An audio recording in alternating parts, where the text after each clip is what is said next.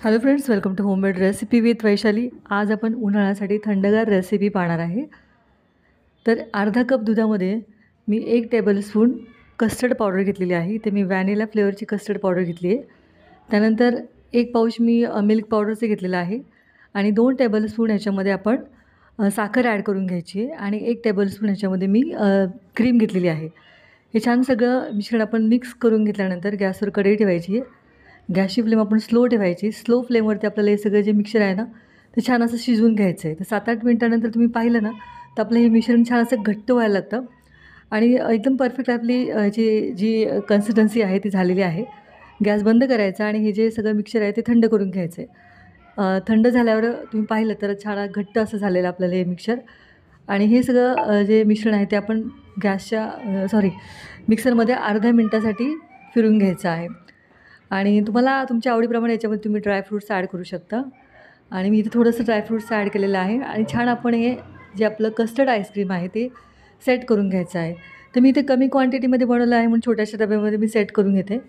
वरून तुम्ही इथे प्लास्टिकचा कागद वगैरे लावून घेऊ शकता, त्यामुळे थोड्याला जे क्रिस्टल तयार होणार नाही. मी ते सिल्वर फॉईल लावलेली आहे. तर 7-8 तासानंतर तुम्ही पाहू शकता छानपैकी आपलं हे कस्टर्ड आईस्क्रीम तयार झालेलं आहे घरच्या घरी. एकदम परफेक्ट झालेलं आहे.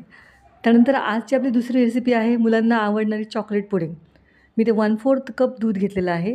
नॉर्मल टेम्परेचरचं दूध आहे. 1 टेबलस्पून इथे आपण कॉर्नफ्लोअर घ्यायचे. तुम्ही त्याला कॉर्नस्टार्च पण म्हणतो आपण त्याला. आपल्या घरातला जो नॉर्मल चमचा आहे ना, तुम्ही पाहू शकता नॉर्मल भरलेला आहे, एवढं आपण कॉर्नस्टार्च घ्यायचं आहे. आणि दूध इथे मी इथे फुल फॅट क्रीम घेतलेला आहे, म्हणजे रॉ मिल्क घेतलेला आहे. त्यानंतर आपण याच्यामध्ये 3 टेबलस्पून कोको पावडर ॲड करायची. कोको पावडर तुम्ही चांगल्या ब्रँडची घ्या, त्याच्यामुळे त्याचा फ्लेवर खूप चांगला येतो पुडिंगचा. 3 टेबलस्पून कोको पावडर ॲड केल्यानंतर मी 2 टेबलस्पून साखर पण ॲड करून घेतलेली आहे आणि छान मिक्स करून घ्यायचं आहे सगळं मिक्सचर आपल्याला. त्यानंतर गॅसवर मी पातेले ठेवले. गॅसची फ्लेम स्लो केलेली आहे. 1 कप दूध घ्यायचं आहे. साधारण 240 ml दूध आहे हे.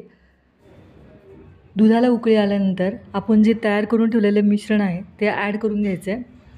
गॅसची फ्लेम स्लो ठेवायची आणि स्लो फ्लेमवरती छान आपल्याला हे शिजवून घ्यायचं आहे. याच्यामध्ये जे कॉर्नफ्लॉवर आहे ना, ते व्यवस्थित शिजल्यानंतर आपल्याला त्याचा फ्लेवर लागणार नाही. तर आपण हे छान मिक्स करून घ्यायचं आहे आणि 7-8 मिनिटानंतर तुम्ही पाहिलंत ना, तर छान आपलं घट्ट असं हे मिक्सचर तयार झालेलं आहे. यात तुम्ही डार्क चॉकलेट पण ॲड केलं तरी चालेल. आपण तयार करून घेतलेलं चॉकलेट पुडिंगचं मिश्रण थोडंसं आपण नॉर्मल टेम्परेचरला करून घ्यायचं आहे. मी ते प्लास्टिकचं कंटेनर घेतलेलं आहे आणि अशी बिस्किटं आहेत माझ्याकडे थोडीशी.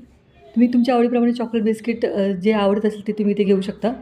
थोडंसं सेट करून घ्यायचं आपल्याला आणि असं जे आहे ते आपलं चॉकलेट पुडिंग आपण ह्या डब्यामध्ये ओतून घ्यायचं आहे आणि साधारणतः 6-7 तास आपण फ्रीजरमध्ये सेट करायला ठेवायचं आपलं चॉकलेट पुडिंग. तर 7-8 तासानंतर तुम्ही पाहू शकता आपलं पुडिंग छान सेट झालेलं आहे आणि तुम्ही जी साखर पाहिली ती सगळी बिस्किटांची साखर वरती आलेली आहे. एकदम सुपर असं यमी आपलं हे चॉकलेट पुडिंग घरच्या घरी तयार झालेलं आहे. आय होप फ्रेंड्स आजच्या दोन्ही रेसिपी तुम्हाला नक्कीच आवडल्या असेल. रेसिपी जर आवडली असेल तर लाईक नक्की करा.